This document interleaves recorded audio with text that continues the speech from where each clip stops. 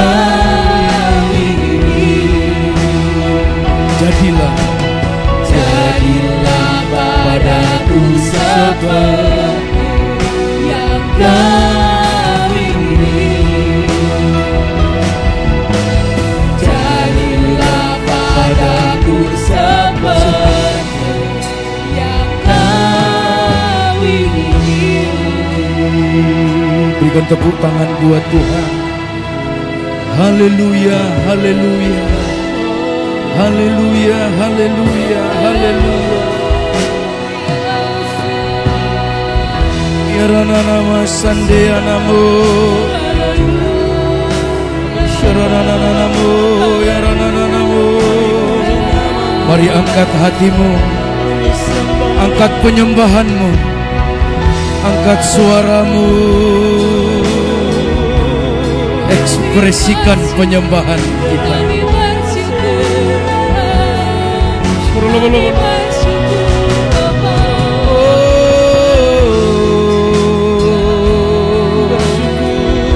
Fokus, fokus, fokus dengan Roh Kudus. Alami dia, alami, rasakan jamaah. Dan saat ini urapan Tuhan turun atasmu. Urapan Tuhan turun, turun. Terima dengan iman.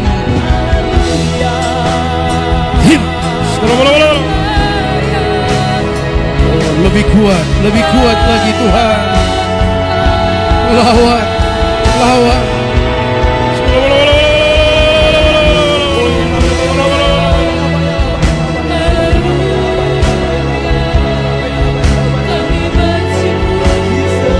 Tuhan Yesus, Tuhan Yesus,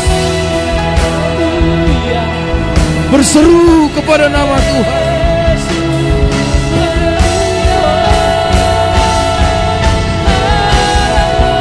Tuhan Yesus, Tuhan Yesus.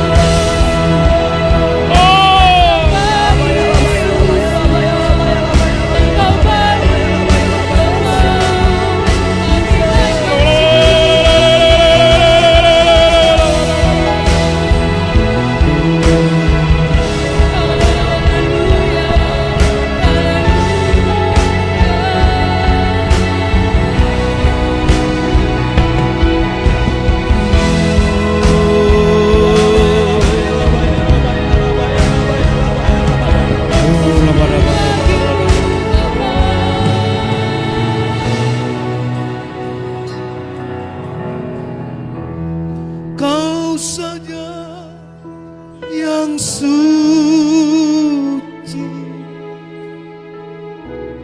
Kau saja yang layak,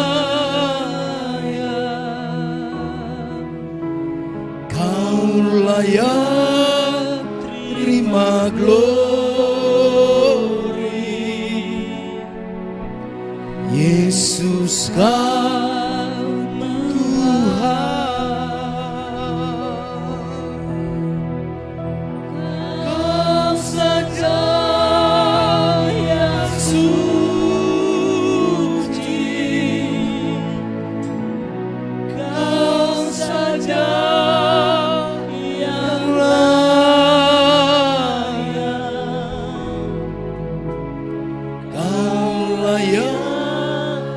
terima glory.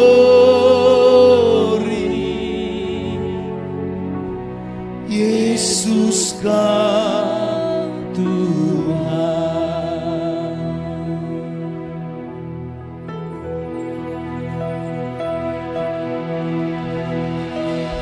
Kau yang suci,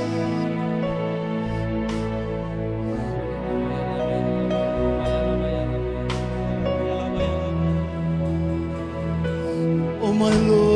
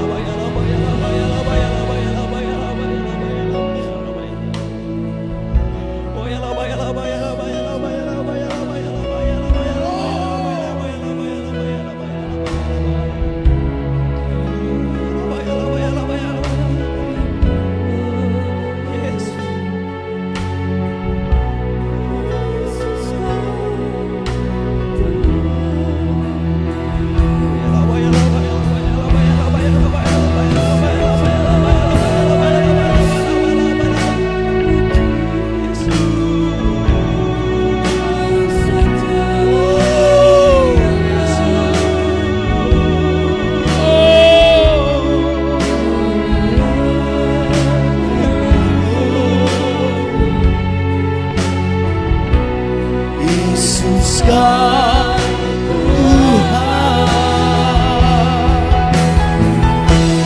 Kau saja yang suci, Kau saja yang layak. Oh, Kau layak terima glory. Yesus kan Tuhan. Kau saja yang suci, Kau saja yang layak. Kau yang layak, Kau layak terima glory. Yesus kan Tuhan. Kau saja yang suci, Kau saja yang layak. Kau yang layak, Kau layak terima glory. Yesus kan Tuhan. Kau layak terima glory. Kau layak terima glory. Yesus kan Tuhan. Kau layak, Kau layak terima glory. Yesus kan Tuhan.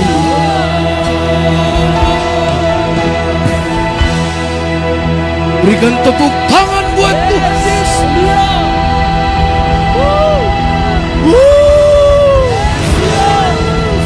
Haleluya, haleluya. Elu-elukan Tuhan, katakan haleluya dengan segenap kekuatanmu. Haleluya. Terpuji-pujilah Tuhan Yesus. Terpujilah namamu Tuhan. Terpujilah namamu Tuhan.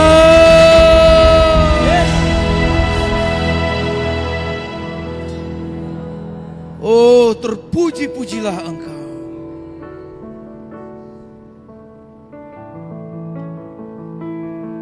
Terima kasih. Kau layak terima glory. Yesus kan Tuhan. Kau layak terima glory. Kau layak terima glory.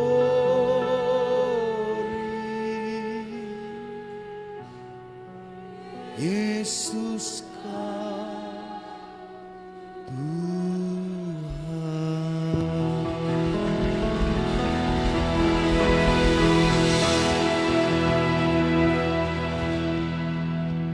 Engkau pusat segalanya. Kau pusat perhatian kami. Kau pusat penyembahan kami. Tolong kami, Roh Kudus. Biar sepanjang hidup kami selalu menyukakan hati-Mu. Terima kasih untuk kehadiran-Mu, untuk pengurapan-Mu.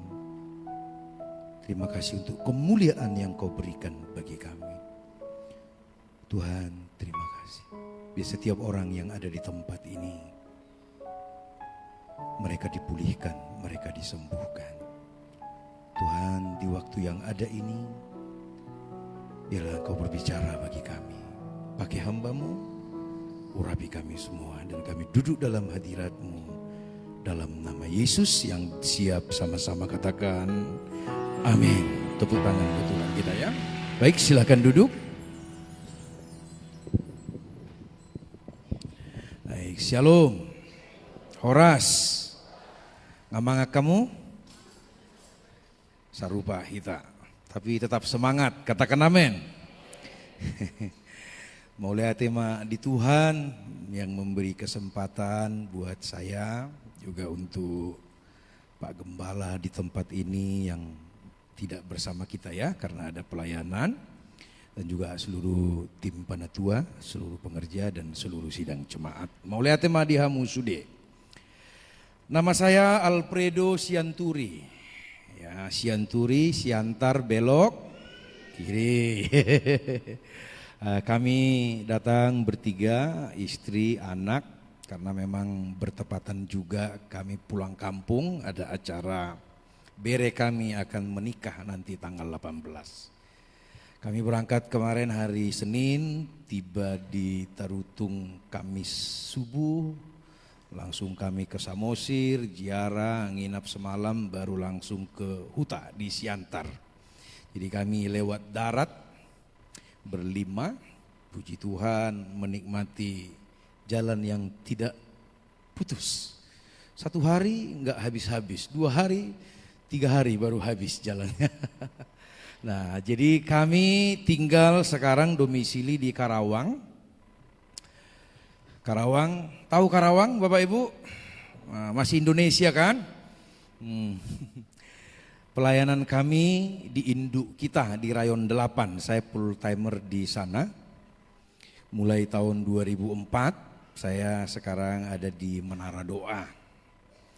Terus saya juga mengembalakan jemaat di Karawang, ada 2 tempat, di Dermawan Kota sama di Cemara Jaya di laut. Nah, itu pelayanan kami, dan kita langsung buka firman Tuhan ya. Nah, tadi pagi saya bicara tentang kepenuhan Roh Kudus.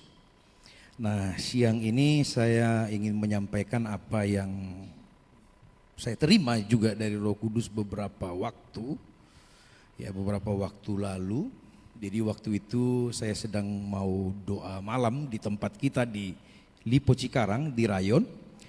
Nah, saya itu sambil jalan sambil bergumul, Tuhan, apa ini pesanmu buat kami?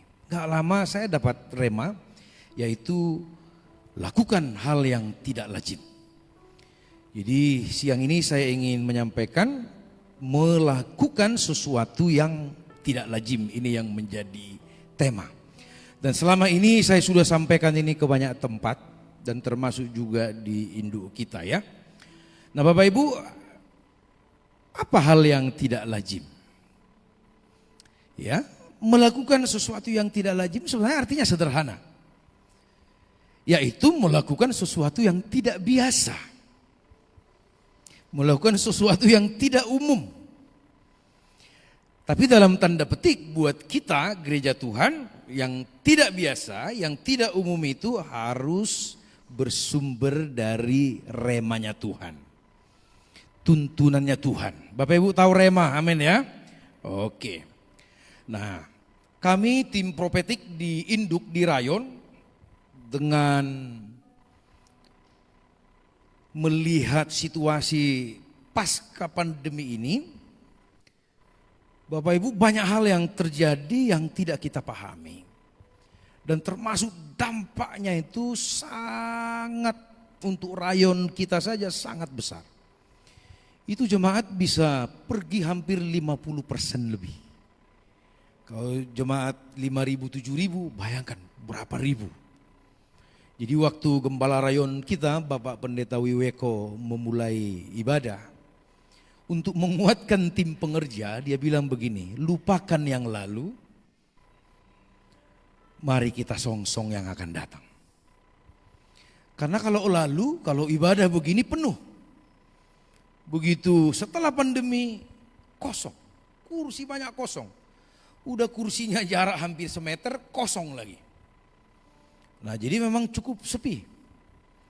Tapi dengan pernyataan Gembala Rayon, semua kami dikuatkan, dan saya sebagai ketua tim doa menggumuli apa yang harus kita kerjakan. Nah, inilah yang kami dapat, melakukan sesuatu yang tidak lazim. Dan puji Tuhan Bapak Ibu, versi kami dari tim doa melihat banyak hal yang terjadi, dan sekarang dalam skup ibadah raya bahkan yang dulu sekarang sudah melebihi. Tepuk tangan buat Tuhan.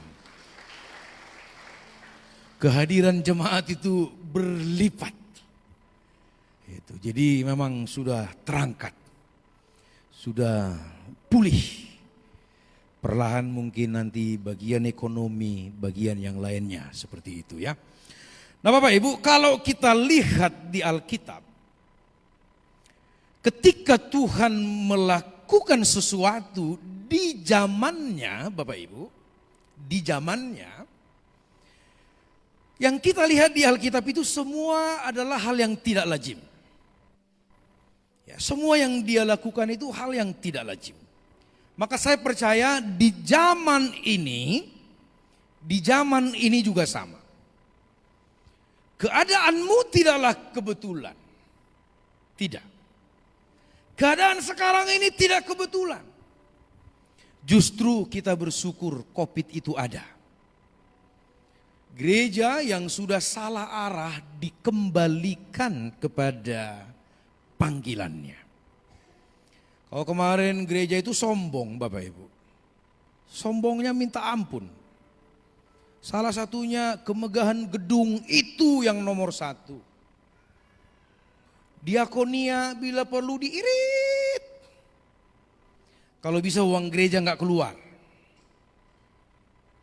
Urusin operasional aja yang bengkak begitu. Pertanyaannya operasional yang besar itu apakah kehendak Tuhan?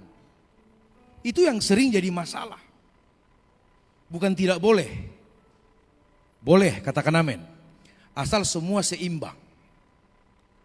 Jangan sampai gereja mati-matian bikin lighting, bikin LED, lupa yang lainnya. Nah ini yang gak boleh. Terus gembala pembina kita Pak Niko juga bilang, puji Tuhan ada COVID. Kalau dulu satu jemaat gereja kita pergi, gembalanya marah-marah gak karuan. Termasuk Pak Niko itu, jemaat itu ribuan. Tapi dia bilang, kok gara-gara COVID ribuan pergi kok kayak enggak marah. Kok malah ya sudahlah itu kan jemaat Tuhan. Jadi ada pengertian yang baru, berarti kita bersyukur. Mohon maaf kalau ada mungkin di antara keluarga kita yang mungkin ada yang meninggal dan lain sebagainya ya. Maksud saya itu dalam COVID itu Tuhan berkarya.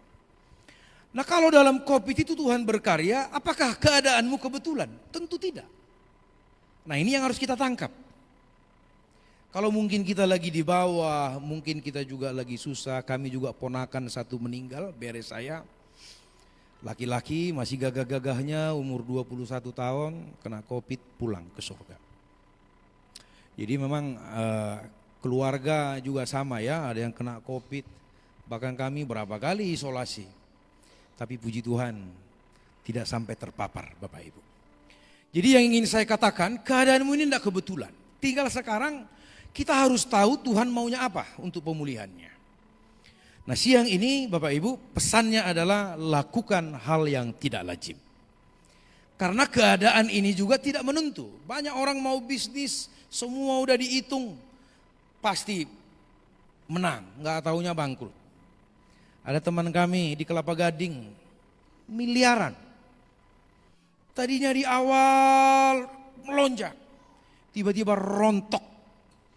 Sampai untuk bisnis aja harus minjam-minjam, miliaran. Dia pikir strateginya udah bagus. Tak taunya di lapangan berubah tiba-tiba. Nah keadaan yang tidak menentu ini, hal-hal seperti inilah menurut saya yang terjadi juga di zaman Alkitab. Mereka juga menghadapi situasi yang sulit. Nah sekarang kita lihat di Keluaran 14 ayat 21 sampai 22. Ini kisah, Bapak Ibu nanti baca ya. Ini kisah serangan terakhir Firaun untuk orang Israel. Bapak Ibu bayangkan apa yang terjadi? Waktu mereka melihat Firaun di belakang, mereka melihat laut Teberau di depan, mereka kacau balau. Bayangkan. Mereka kacau balau, lalu mereka berdoa berseru-seru, tapi Tuhan menegur. Ya, kalau saya terjemahkan yang di Keluaran 14 itu, Tuhan marah sama doanya mereka. Halo, perhatikan ini. Kadang seruanmu bikin Tuhan marah. Hati-hati. Kenapa? Tentu ada latar belakangnya. Begitu laut terberau di depan, Firaun di belakang dengan kekuatan terakhir, Israel kocar kacir. Tapi Tuhan marah. Persoalannya di mana? Bapak Ibu boleh cek. Sebelum mereka keluar dari Mesir, berapa mujizat yang terjadi?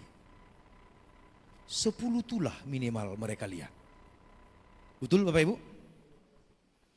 Tulah bagi Mesir, mujizat bagi Israel. Bahkan paling terakhir sekali, dibunuh semua anak sulung di Mesir, tapi Israel anak sulungnya tidak ada yang mati. Lalu supaya buktinya kuat, Bapak Ibu lihat di situ, supaya bukti mujizat itu kuat, Tuhan bikin yang namanya roh murah hati turun. Sehingga harta kekayaan Mesir dalam hitungan jam pindah triliunan. Wah, kenapa harus harta yang dipindah? Karena manusia suka harta. Sebenarnya tujuan Tuhan itu salah satunya, kalau mereka lihat gelang, kalau mereka lihat emas, ini mujizat. Itu sebenarnya yang Tuhan mau. Tapi kenyataannya Bapak Ibu, 10 tulah dan mujizat baru beberapa hari. Oke, baru beberapa hari terjadi. Tiba-tiba sekarang ada lagi masalah. Tapi apa yang terjadi? Israel ketakutan. Itu yang bikin Tuhan marah. Ibarat gini, kamu gak lihat 10 tulah aku lakukan? Masa gara-gara ini kamu ketakutan? Doanya pakai puasa lagi, untung gak ditempeleng. Tuhan sebenarnya mau imannya orang Israel bangkit. Waktu melihat laut terberau, waktu melihat Firaun di belakang, Tuhan itu lagi nonton, nunggu melihat imannya mereka, berkata, kalau kemarin Tuhan menolong, hari ini Tuhan pasti menolong. Katakan amin. Tapi terbukti satu orang pun tidak ada yang berdoa seperti itu. Makanya Tuhan marah Bapak Ibu. Jadi engkau juga nih, biar pelajaran buat kita, hati-hati berdoa. Kau kemarin ngalami mujizat, sekarang ada masalah lagi langsung keok. Karena masalah adalah latihan rohani, amin saudara. Nah di kisah ini Bapak Ibu, Israel itu nggak bisa melihat karya Allah. Mereka hanya bisa melihat pertolongan Tuhan sesuai dengan otak mereka. Tapi di sini Allah menolong tidak sesuai dengan otak kita. Terbukti siapa yang pernah berpikir laut terberau dibelah. Yang tahu katakan amin saudara. Zaman itu hal yang tidak lazim. Oke, catat nih. Nah sekarang saya kasih contoh kedua supaya Bapak Ibu lebih kuat. Kisah Gideon di Hakim-Hakim 7. Mungkin bisa kita baca ayat 7-nya. Dengan suara keras silakan, 2-3 ya.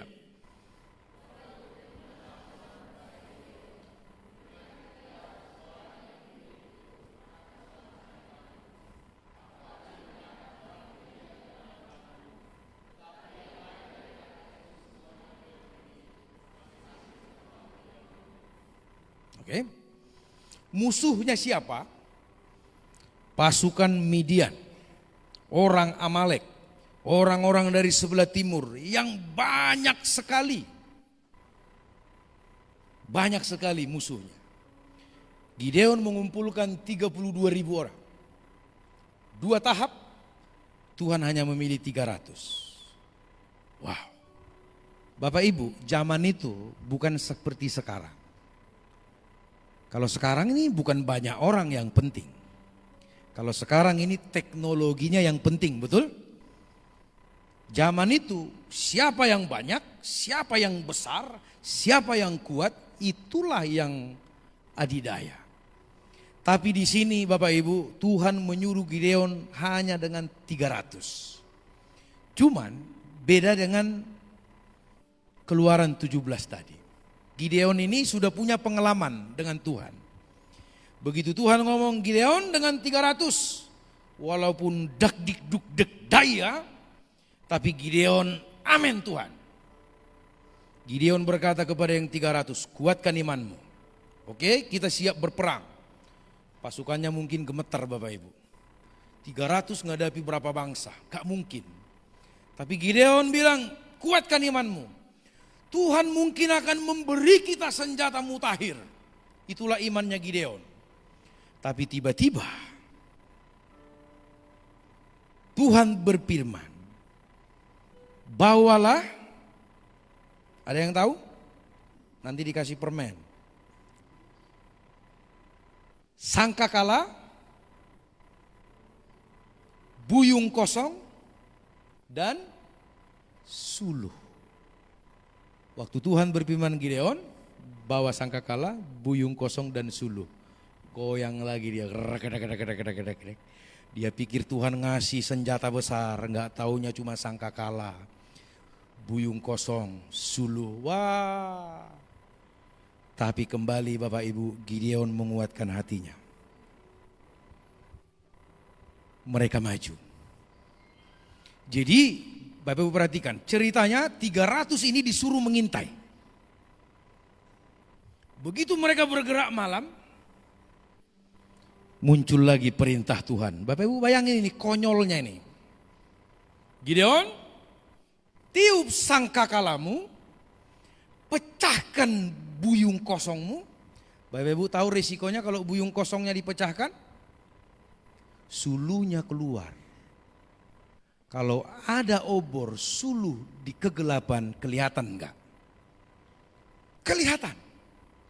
Kalau ada tiupan sangkakala di kegelapan, kedengaran enggak?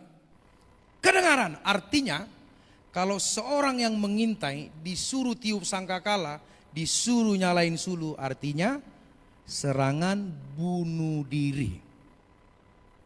Artinya serangan bunuh diri. Orang lagi ngendap-ngendap, lagi ngintip, suruh tiup sangkakala, suruh pecahin buyung. Secara manusia bunuh diri. Inilah pentingnya yang akan saya sampaikan hari ini Bapak Ibu.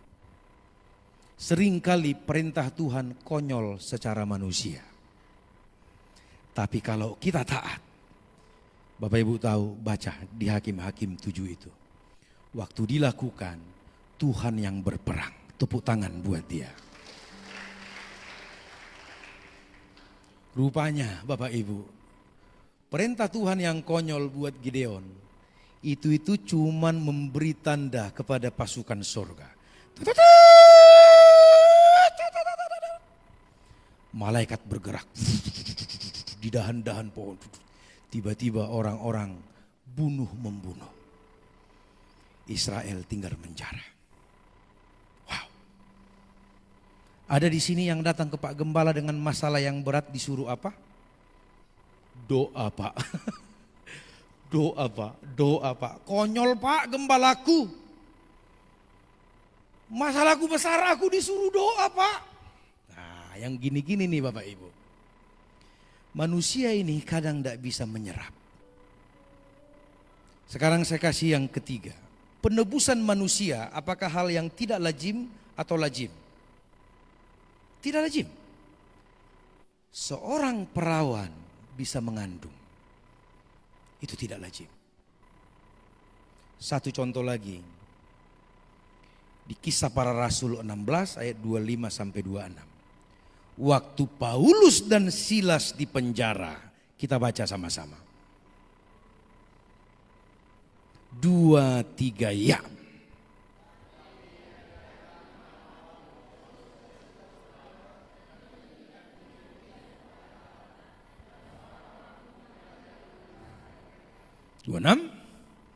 Akan tetapi terjadilah gempa bumi yang hebat, sehingga sendi-sendi penjara itu goyah Dan seketika itu juga terbukalah semua pintu dan terlepaslah belenggu mereka semua. Di penjara, normalnya mengeluh, Tuhan kok aku engkau penjara. Tapi Paulus dan Silas, bayangkan, menyanyikan pujian kepada Allah. Dan orang-orang hukuman lain mendengar, artinya suaranya kuat menyanyi. Mereka enggak takut-takut. Mereka seperti menantang masalah. Mati pun enggak apa-apa. Mereka nyanyi. Ini enggak lazim. Ada di sini yang mengalami masalah besar, mewek, normal. Kita semua manusia. Tapi setelahnya harus bisa memuji, katakan amin. Ada yang baru putus cinta, mau naik ke tiang listrik, Lubuk Pakam enggak ada, di Karawang banyak. Ada yang cinta ditolak, dukun bertindak, kan tidak lazim Pak, tapi salah itu. Pak Timotius Hardono pernah cintanya ditolak. Tahu Pak Timotius Hardono? Termasuk ditolak mertuanya. Cinta ditolak, doa keliling bergerak. Didoain tuh rumah mertua. Nah saudara, dari contoh-contoh ini Allah melakukan hal yang tidak lazim. Persoalannya, kalau kita enggak sefrekuensi dengan dia, maka karya Allah tidak pernah terjadi di hidup kita. Kalau Bapak Ibu ingin menyelesaikan segala persoalanmu tahun ini, tahun ke depan, ingat, jurusnya satu, sefrekuensi dengan Tuhan. Dan ingat, Tuhan pasti menolong dengan cara yang tidak lazim. Maka engkau yang suka mengajari Tuhan, bertobatlah. Ada di sini yang suka ngajari Tuhan? Banyak. Tuhan, utangku 10 juta, tolonglah Tuhan. Kalau bisa Pak Gembala beri aku 5 juta. Kalau bisa Pak Pardede beri aku 5 juta. Kalau bisa semua Pak Wakil Gembala beri aku 5 juta, lunas utangku Tuhan. Ada yang doa begitu? Ada lagi yang cari jodoh. Tuhan kalau bisa jodohku nenggolan. Dikirim sianturi. Coba sianturi ini hidungnya bengkok. Yang nenggolan udah lurus mancung. Putih lagi, sianturi butek. Udah gitu keriting seperti yang khotbah. Perutnya bulat lagi. Padahal sianturi tulus, I love you. Ditolak sama dia. Mesti nenggolan. Lupa, sekarang udah 35. Nenggolan udah punya anak. Ya, aka ito nih ba. Boy udah mamilit, aleo nang papilit tua teh. Harus. Tapi kalau bisa dapat jodoh karena rema, bagus itu. Iya. Kalau buat saya pacaran itu enggak penting. Pacaran itu enggak penting. Buat saya ketemu istri saya cuma sebulan ajak kawin. Masalahnya satu, punya uang enggak kamu? Ada katanya, jadi. Karena saya sudah dapat di dalam doa. Saya udah lihat dia, udah dirasa-rasanya bukan diraba-raba. Apalagi kuraba-raba, bukan. Dirasanya itu dengan hati, gimana Roh Kudus? Gimana Tuhan? Gitu. Banyak kan anak-anak kita ini rusak hidupnya kan, gara-gara berpacaran. Namanya udah sayang, lupa hal yang tidak lazim. Baik, saya lanjutkan. Jadi kalau kita nggak sefrekuensi dengan Tuhan, maka mujizat itu lewat.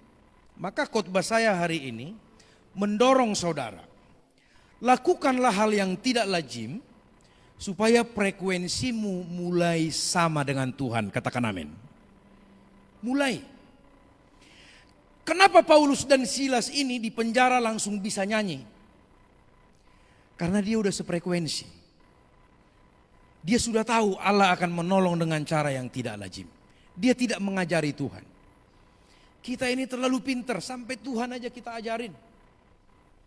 Kadang orang datang konseling, Pak Gembala, aku masalahku ini. Iya Bu, banyak doa kita ya. Tapi kan mestinya kan Pak, begini-begini kan ya Pak. Lalu kan mestinya begini Pak. Dia yang bertanya, dia yang menjawab.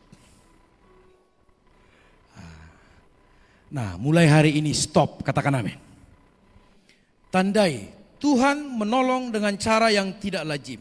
Selama engkau bisa memikirkan jalannya, catat ini. Selama engkau bisa memikirkan jalan jawaban doamu, itulah kegagalanmu. Ngartos apa ngartos? Saya ulang dulu ya, direkam enggak ya? Selama engkau mengerti jawaban doamu, itulah kegagalanmu. Karena Tuhan tidak akan pernah melakukan itu. Tapi selama engkau berkata, Tuhan apa karyamu? Tuhan frekuensimu apa? Tuhan apa yang engkau mau? Jadi supaya saudara bisa lakukan ini, mulai sekarang ini, lewat firman, pemberitaan firman yang kedua ini, saya mendorong tua muda siapapun engkau, mari melakukan hal yang tidak lazim. Yang mengerti tepuk tangan buat Tuhan. Oke. Nah sekarang hal yang tidak lazim itu apa buat saudara? Oke, nanti saya cerita apa yang kami lakukan. Alkitab, saya pakai Alkitab ya. Ada di antara saudara Alkitab bagi dia hal yang tidak lazim? Yang ada angkat tangan. Yang baca Alkitabnya sekali sebulan. Napas.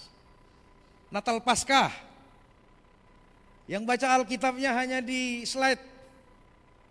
Berarti buatmu baca Alkitab adalah hal yang tidak lazim. Pulang dari sini buat tidak lazim. Baca tiap hari. Yang mengerti tepuk tangan buat Tuhan. Doa pagi, doa malam, pujian penyembahan. Hal-hal ini kalau bagimu sekarang masih tidak lazim, buat tidak lazim. Lakukan. Yang setuju katakan amin. Oke, saya berharap Bapak Ibu mengerti. Sangat sederhana. Tidak ribet-ribet. Kalau engkau lakuin ini, engkau akan membuat frekuensimu sama dengan surga. Waktu dia nanti memberi perintah, kamu udah nyambung, tinggal nangkap, tep, mujizat terjadi. Nah saya di gereja di tempat saya, waktu saya dapat rema ini 3 tahun lalu, yang kami lakukan hal yang tidak lazim adalah doa 6 jam non-stop. Doa 6 jam non-stop. Lalu saya cerita ke seorang pendeta, Pak, kami di gereja kami sudah melakukan doa 6 jam non-stop. Pendetanya bilang, wow. Saya mikir, kok pendeta kaget doa 6 jam? Kalau jemaat oke lah. Tapi pendeta-pendeta di GBLU Pakam 10 jam. Amin. Waktu kami lakukan lagi hal yang tidak lazim ini, Bapak Ibu, muncul tuntunan Tuhan. Tiba-tiba dalam doa 6 jam itu kami dapat rema tentang bumbu. Lalu kenapa? Bumbu ini artinya apa? Fungsi bumbu adalah membuat makanan enak. Yang kedua menghilangkan bau amis, bau daging, itu fungsi bumbu. Lalu saya doa lagi, apa hubungannya dengan doa 6 jam? 1 bulan, 2 bulan, 3 bulan mulai karya Roh Kudus muncul Bapak Ibu. Nah rupanya dalam doa 6 jam itu tiba-tiba ada orang menangis, ada orang histeris, ada orang kesurupan. Wah itu yang terjadi. Kacau balau. Wah. Tiba-tiba saya dikasih rema. Mereka sedang saya bumbui. Supaya baunya hilang. Jadi Bapak Ibu waktu kita ini berdosa nih. Waktu kita berdosa kita memberi persembahan. Maka persembahan itu tidak berbau harum. Oke, bau busuk. Nah siapa yang dosa tadi pagi? Barusan. Atau hari ini yang belum dosa siapa? Wow, hebat. Saya udah banyak kayaknya. Loh, udah banyak. Ini kan berseliuran nih, betul ya? Ini nih bikin bau busuk. Waktu kita menyembah itu bau. Nah ini yang dibumbui di doa 6 jam di tempat kami. Rupanya lewat doa 6 jam banyak terjadi doa pelepasan. Pelepasan, orang-orang dilepaskan. Lalu kami doa lagi, doa 6 jam. Tahun ini doanya doa 24 jam nonstop. Ini yang kami lakukan, hal yang tidak lazim. Lalu yang berikutnya kami lakukan lagi hal yang tidak lazim. Saya doa, waktu itu saya lagi menghadapi satu keluarga. Mereka kesusahan. Lagi bareng istri, saya bilang apakah bisa kita tolong? Tidak bisa. Saya kayak nangis Bapak Ibu. Saya berdoa, Tuhan tolonglah tambahkan keuangan kami supaya bisa menolong banyak orang. Singkatnya, kami disuruh melakukan namanya pelayanan media sosial. Maka mulai September tahun lalu, saya tuh nggak suka TikTok Bapak Ibu. Karena pernah saya download, begitu di download yang muncul joget-joget. Kalau jogetnya pakai kebaya mah oke ya. Tapi kalau tipis-tipis begitu kan susah juga tuh lama-lama. Bagus-bagus lagi. Ya udah kita hapus.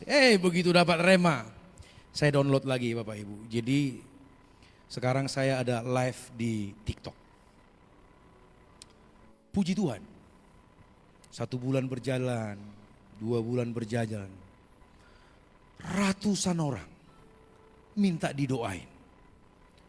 Wah, saya bilang luar biasa ini. Ada seorang ibu dari Papua, Pak doain saya kanker serviks Pak. Kita doain 3 bulan, kesaksian sembuh. Tepuk tangan buat Tuhan. Di gereja doain encok gak sembuh-sembuh.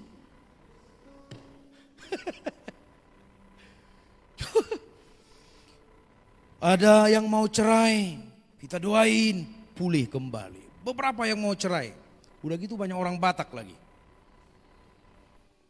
Ada Burusian Turik juga kali itu. Doain pulih. Di gereja di tempat saya. Sampai hari ini yang mau cerai nggak pulih-pulih. Saya pikir kurang doa apa kurang apa. Nah disinilah kadang Bapak Ibu hal yang tidak lazim itu berkarya. Ujung-ujungnya dari pelayanan TikTok ini puji Tuhan kami dapat berkat. Dari TikToknya dapat hadiah, dapat gift, dapat macam-macam. Dari orang-orang yang kami doakan tiba-tiba ada yang transfer, ada yang ini, ada yang ini. Termasuk bulan ini ada yang kirim 1 juta lewat Dana. Saya bingung siapalah yang tahu nomor ini. Istri saya bilang yang ada dana-dananya kan cuma dari TikTok Pak katanya. Oh iya juga ya. Saya pikir itu karya Tuhan ajaib Bapak Ibu. Buat kami hamba Tuhan, kami butuh makan. Tapi tidak mungkin kami meras orang. Nah lewat jalan-jalan melakukan hal yang tidak lazim inilah Tuhan menolong kami. Dan apalagi Bapak Ibu, banyak sekali yang kami lakukan. Saya tidak bisa paparkan. Tapi saya mau pada kesimpulannya. Kalau saudara mau melakukan hal yang tidak lazim, maka dampak yang pertama, itu akan membuat kita melihat yang tidak terlihat. Jadi waktu kami melakukan doa 6 jam terus menerus, selama ini saya lihat semua jemaat baik-baik Pak. Baik-baik. Tiba-tiba kacamata rohani saya dibuka. Terlihat borok-borok di tengah-tengah jemaat. Saya pikir gimana mau masuk surga ini. Makanya buat kita hamba-hamba Tuhan juga perlu. Jangan kita kira ini semua baik-baik nih. Di Matius 23-27 dikatakan, celakalah kamu hai ahli-ahli Taurat dan orang-orang Farisi. Hai kamu orang-orang munafik, sebab kamu sama seperti kuburan yang dilabur putih. Yang sebelah luarnya memang bersih tampaknya, tetapi yang sebelah dalamnya penuh dengan tulang belulang dan berbagai jenis kotoran. Jangan sampai hidup jemaat kita biarkan seperti ini. Di luar baik-baik, enggak taunya istrinya 2, istrinya 3. Bagaimana itu? Ada pengerja kami datang minta diberkati lagi yang kedua kali. Coba Bapak Ibu. Minta dikawinin lagi. Merasa dia donatur. Saya tolak. Kabur ya udah. Silakan. Kita harus bisa melihat yang tak terlihat ini. Dan saya mau katakan, orang yang mampu melihat yang tak terlihat, itulah awal dari mujizat. Itu awal dari mujizat. Mujizat itu Bapak Ibu nggak bisa dilihat. Nggak bisa. Kita harus lihatnya dengan mata iman. Nah, sebelum kami berangkat lewat darat kemarin, uang kami sebenarnya pas-pas saja. Tapi saya beriman, begitu melangkah, Tuhan siapkan berkat. Dalam 1 hari Bapak Ibu, begitu kami gas mobil, zoom ke Merak. Entah gimana itu, 3 juta, 3 juta, 2 juta, 1 juta, 500, genap 10 juta 1 hari. Tepuk tangan buat Tuhan.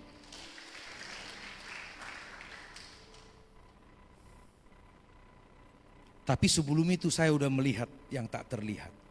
Kalau aku melangkah, itu yang saya lihat. Jadi enggak pinjam sana, pinjam sini biar cukup, tidak. Dengan uang yang ada, kulihat waktu aku melangkah, mujizat pasti terjadi. Itu yang saya lihat dan terbukti Bapak Ibu. Saudara dalam menghadapi masalah mulai terapkan ini, amin. Yang kedua, kalau saudara melakukan hal-hal yang tidak lazim, kepekaan rohani semakin meningkat. Jadi kalau saudara sering baca Alkitab, 5 pasal, 10 pasal, muji nyembah, rajin rajin doa puasa, masalahmu akan ada.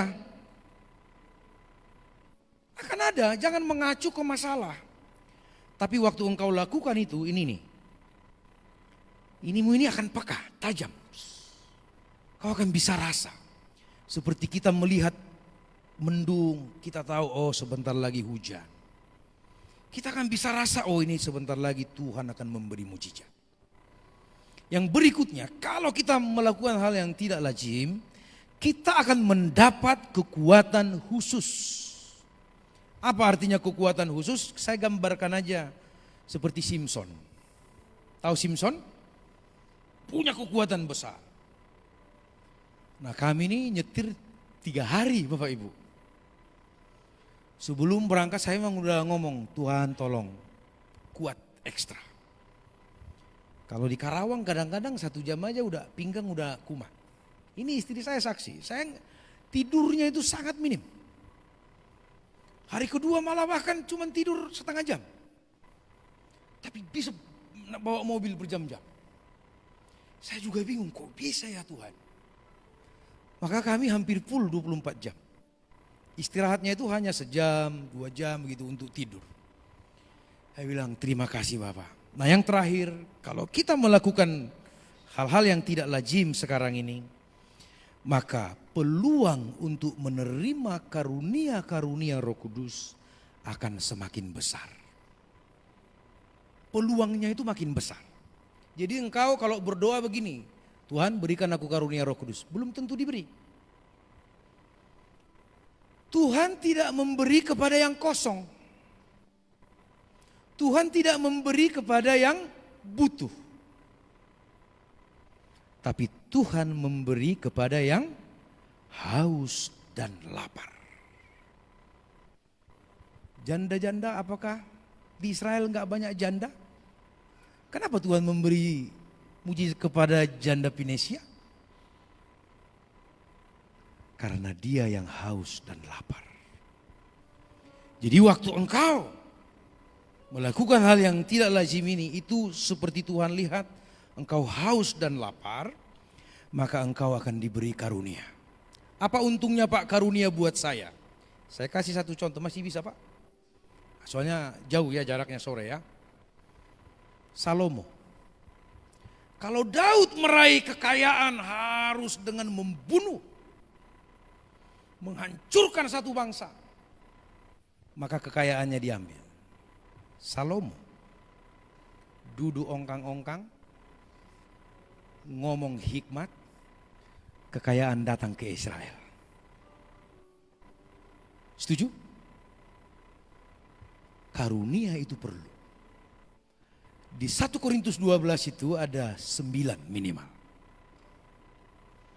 Engkau yang bisnis, engkau yang dagang, perlu karunia. Kadang-kadang kalau saya Bapak Ibu orang dagang bukan karena makanannya enak kita beli.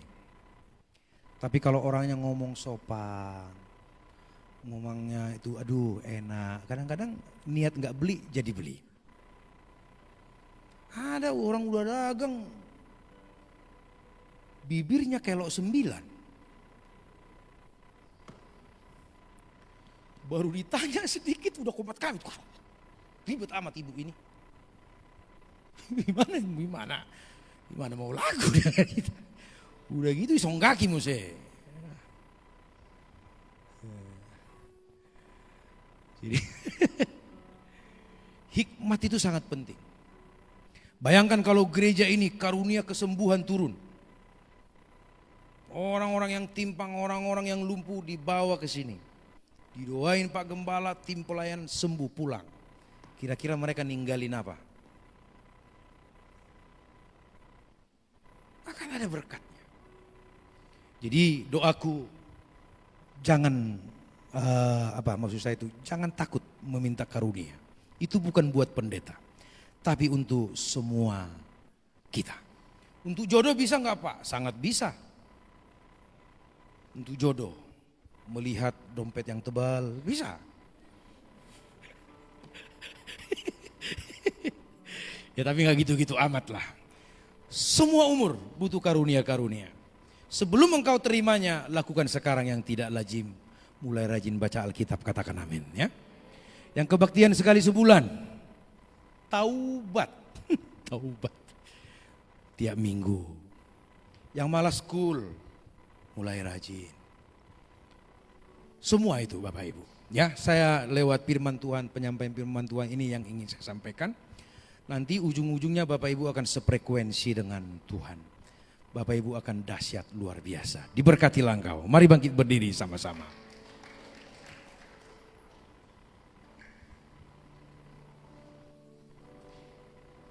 Tadi bagus tuh, terlebih besar ya, ada ya?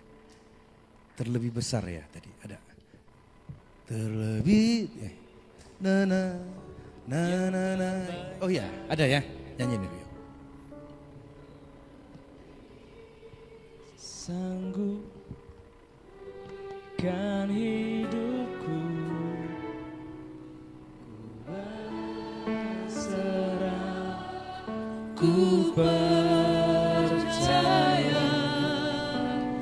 karena Yesus penolong yang setia.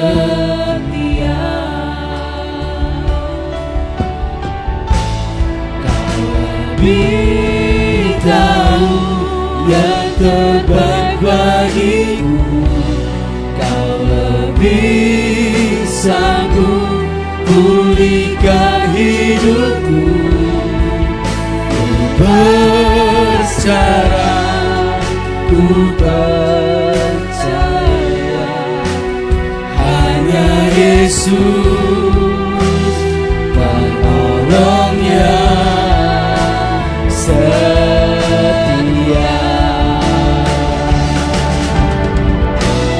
Kau lebih tahu yang terbaik bagiku, kau lebih sanggup pulihkan hidupku.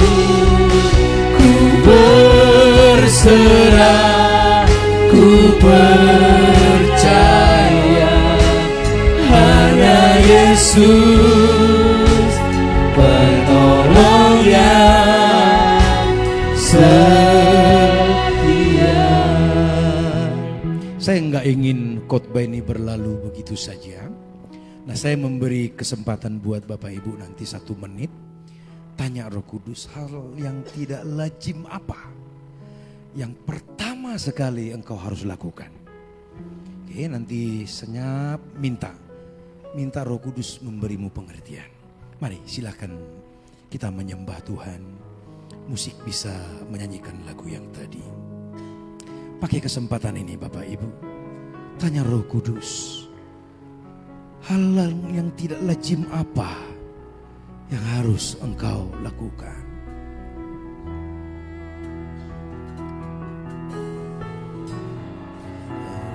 Lebih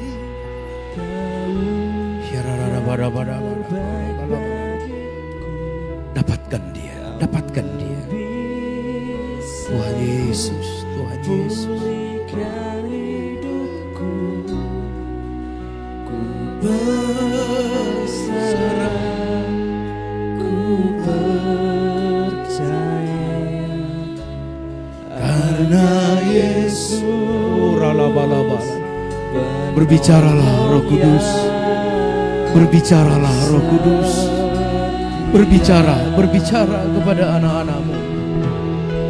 Mungkin mereka ada dalam jalan buntu, mungkin mereka ada dalam masalah besar, mungkin mereka ada yang di persimpangan, ada yang kebingungan.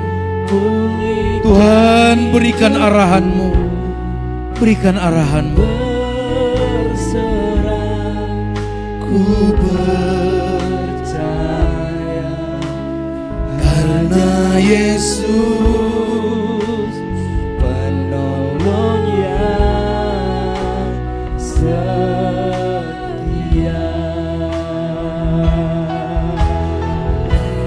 Kau lebih tahu yang terbaik bagiku, Kau lebih sanggup pulihkan hidupku. Ku berserah, ku percaya, hanya Yesus penolong yang setia.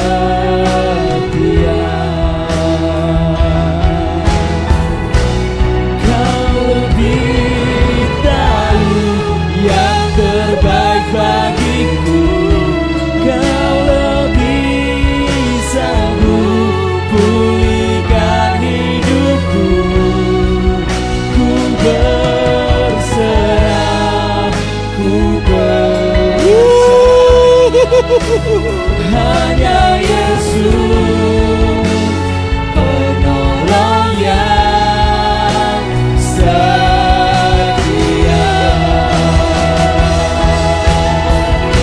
Kau lebih tahu yang terbaik bagiku, Kau lebih sanggup pulihkan hidupku. Ku berserah, ku percaya, hanya Yesus penolong yang setia.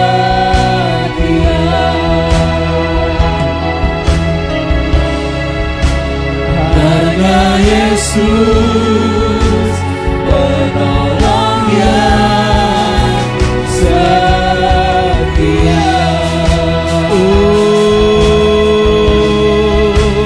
Hanya Yesus penolong yang setia.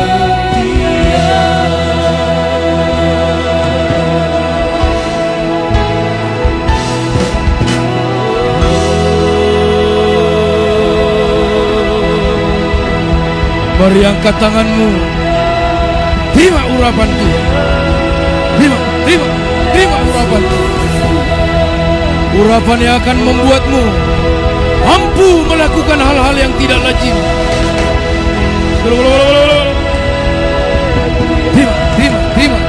Terima dalam nama Yesus. Terima dalam nama Yesus.